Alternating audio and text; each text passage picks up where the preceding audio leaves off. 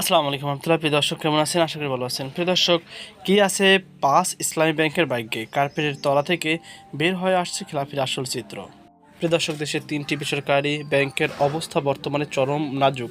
বাংলাদেশ ব্যাংকের সাম্প্রতিক সম্পদের মান মূল্যায়ন প্রতিবেদনে উঠে এসেছে এই 3 ব্যাংক খেলাপি ঋণের হার 90%-রও বেশি।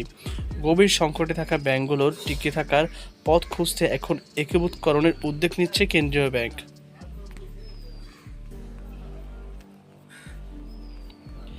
বাংলাদেশ ব্যাংকের গভর্নর সাম্প্রতিক সময়ে জানিয়েছেন, এসব আর্থিক প্রতিষ্ঠানকে একীভূত করে একটি নতুন কাঠামোর আওতায় আনা হবে। এই লক্ষ্যে ইসলামী ব্যাংকগুলো নিয়ে প্রথম ধাপে কাজ শুরু করার পরিকল্পনার কথাও জানান তিনি।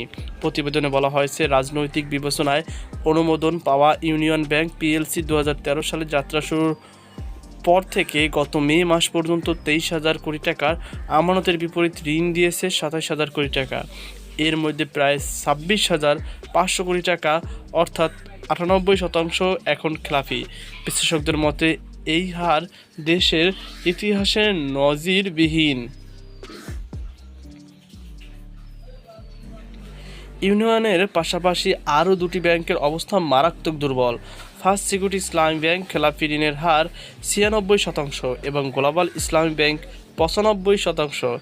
তুলনামূলকভাবে সামান্য ভালো অবস্থান রয়েছে সোশ্যাল ইসলামী ব্যাংক, এসআইবিএল ও এক্সিম ব্যাংক, তবে তারাও ঝুঁকিমুক্ত নয়।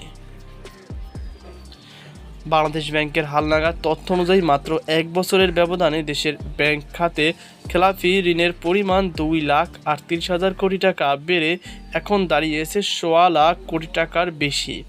এই অঙ্ক দেশের মোট বিতরণ করা ঋণের 1/4। এর মধ্যে প্রায় 3,42,000 কোটি টাকা মন্দ ঋণ হিসাবে চিহ্নিত, যার আদায়ের সম্ভাবনা নেই বললেই চলে। শুধু মন্দ ঋণের গত 1 বছরে বৃদ্ধি পেয়েছে 1,88,000 কোটি টাকা। অগ্রণী ব্যাংকের চেয়ারম্যান জানান, দীর্ঘদিন ধরে ব্যাংক খাতে যথাযথ তদারকি ও পর্যবেক্ষণের অভাব ছিল।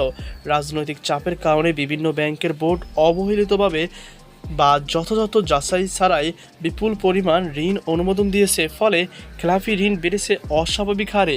তিনি বলেন, গত 15 বছর ধরে নিয়ম নীতি উপেক্ষা করে একপাক্ষিকভাবে ঋণ বিতরণ হয়েছে। এখন সময় আছে পরিস্থিতি মোকাবেলার, কিন্তু এর জন্য কঠোর আর্থিক শৃঙ্খলা নিশ্চিত করতে হবে। চলতি বছরের মাস শেষে দেশের ব্যাংক খাতে পরিবেশন ঘাটতির পরিমাণ দাঁড়িয়েছে প্রায় 1 লাখ কোটি টাকা, যা ব্যাংকগুলোর ঝুঁকি সহনশীলতা এবং ঋণ পুনরুদ্ধার সক্ষমতার উপর বড় ধাক্কা। তো প্রিয় দর্শক, এই ছিল আমার সর্বশেষ আপনাদের সকল আজকে পর্যন্ত। আল্লাহ হাফেজ।